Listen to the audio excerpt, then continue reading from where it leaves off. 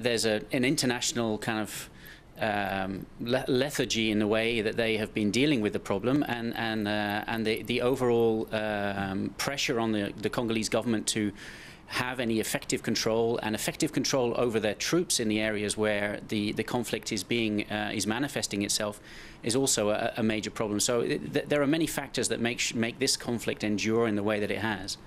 Well, let me ask you to answer an email question we got here, Marcus, that came in from a viewer by the name of Kasi Chipoka, who suggests a course of action. Kasi writes in saying, the world needs to know what's happening in the DRC and give the plight of women priority. Intervention is the only solution here. I mean, from what you see, who could intervene effectively? What mandate could they have? I think it's a little bit more complicated than intervention. We have already UN troops on the ground. In some cases they are effective. In some cases they're drastically ineffective. And that has been a major problem in the past, in that the areas, even where the UN troops are controlling, they haven't really been as effective as they could have been. They haven't been in areas where, or they haven't been as probing as they should be. I was in DRC just last month, in the northeastern part, actually, in an area where the Lord's Resistance Army are very, very active, abducting children, abducting women, raping women for many, many months, many years.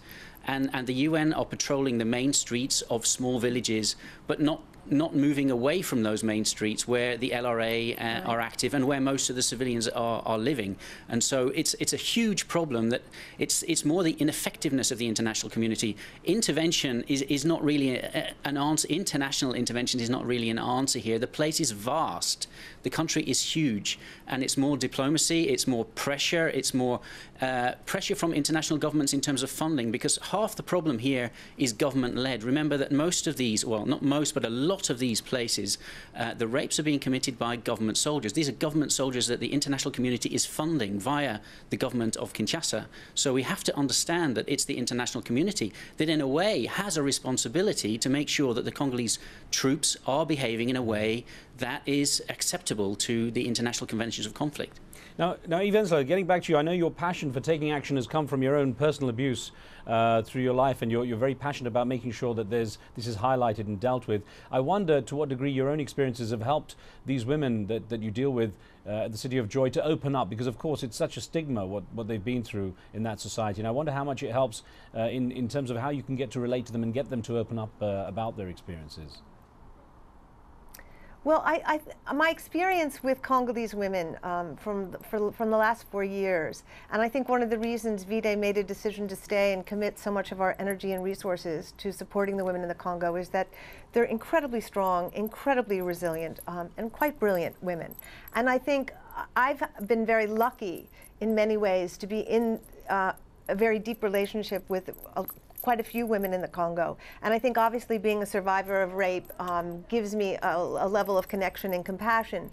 But what I will say is that I think the women of Congo are ready, truly ready, to make change. And I think with small resources and huge resources at their backs, the women of Congo can indeed turn the Congo around. And a lot of things that Marcus was talking about, like the failure of the UN, I just a couple of weeks ago, I believe, there were 2 South Africans who were held hostage in the Congo, and they were released this week. And it turned out that the UN people knew exactly where to go to find the militias that released the South Africans. So a question was posed at a recent press conference, well, if you knew where the militias were to release the hostages, why weren't you going and arresting the militias themselves? And I think part of it is an ennui, part of it is a lack of intention and a lack of will on the international community's part. Part of it is there's a kind of growing acceptability that this is what happens in the Congo, so we'll just let it continue to happen. But I do think that if people begin to invest in the women and put faith in the women and put stock in the women, the City of Joy will be exactly that, a place where women turn their pain to power and become leaders. I think as women move into leadership positions, we will see a radical shift in the politics of the Congo. Marcus, you've obviously documented some of the terrible things that have been happening. I think one of the sets of pictures you had involved the abductions and forced rape and marriage that were being committed by the Lord's Resistance Army. Explain to me the kind of things you witnessed. Yeah, I just came back actually just last month from spending 3 months covering this issue in the Democratic Republic of Congo and also Central African Republic and Uganda. And Joseph Kony, who's been operating in the region for over 20 years, has been abducting children, abducting young boys and forcing them to be child soldiers, and also abducting young women, 13, 14-year-old women, and giving them as trophies to his commanders. If they perform well in battle, they get a wife. If they perform well and are loyal to him, they get a wife. And so many of the commanders have several wives. And I interviewed hundreds of children, many of them young girls who had been forced into being the wife of Joseph Kony or one of his commanders. They had to endure years in the bush.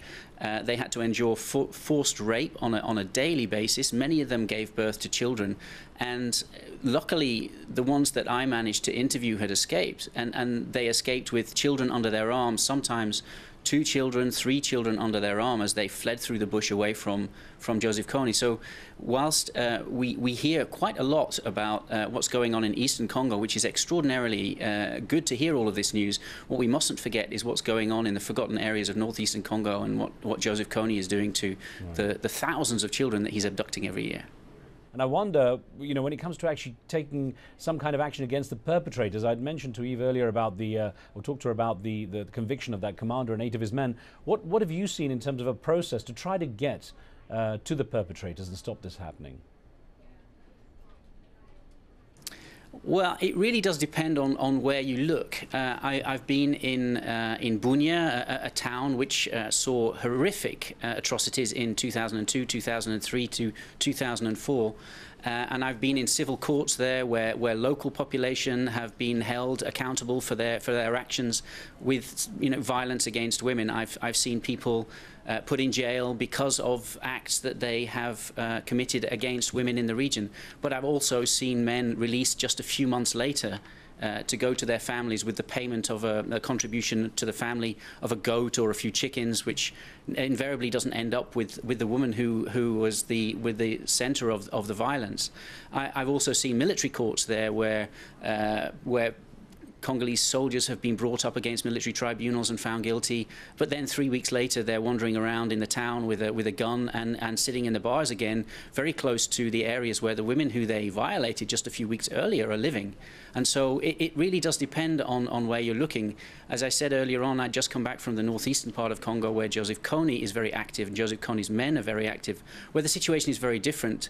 It's a question of abduction and very young girls, 13, 14 years old, are being abducted by Joseph Kony and being forced into marriage to his commanders as a trophy in a way, a trophy of war. And these women spend many years as wives to the commanders and raped continuously. And many of them are forced to then bear children, and those children that they then have to live with. And many of them have actually fled with their children under their arm after several years being forced into these kind of bush camps of Joseph Kony. Horrific. Now Eve, earlier on, Marcus had mentioned about how the DRC conflict is so different because of how remote some of those areas are. And I know it's really difficult for a lot of the women because they